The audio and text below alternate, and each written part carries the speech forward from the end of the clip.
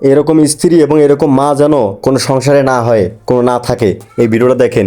এই মেয়েটি রান্নাঘরে আসার পর দেখে যে চাউল নাই, এবং এই বালতিটা নিয়ে সে তার স্বামীর কাছে চলে যায় এবং যাওয়ার পর বলে যে চাউল না, আমি কী রান্না করবো, এটুকু চাউল আছে, কী রান্না করবো, কী হবে। তারপর দেখেন ভাই কষ্ট পেয়ে সে ব্যাগটা বাইর করে দিয়ে বলতেছে যে সামান্য কিছু টাকা আছে, রুম ভাড়া তো দিতে হবে, এবং বাজার তো জানোই তো আমাদের কি অবস্থা।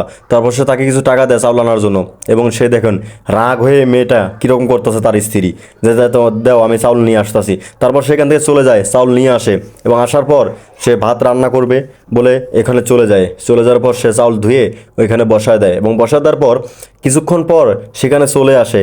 আসার পর বাড়িতে করে সুন্দর করে ভাত বাড়ে, ভালো, খুব ভালো। এখন দেখেন যে তারপর সে ভাত বাড়ার পর ভাত এখানে নিয়ে যায়, নিয়ে যাওয়ার পর ঘরের মাঝির মধ্যে বসা তার স্বামী এবং সন্তানকে ডাকতাছে যে আসো ভাত রেডি এবং এসে খাও। তারপর দেখেন তারা বাবা মেয়ে চলে আসে, এবং আসার পর দেখেন এই তার স্ত্রী ভাত বাড়তাছে। ভাত বাড়ার পর দেখেন তার বাবা তার মেয়েকে কত সুন্দর করে খাওয়া দিচ্ছে, মানে সন্তানকে খাওয়া দিচ্ছে।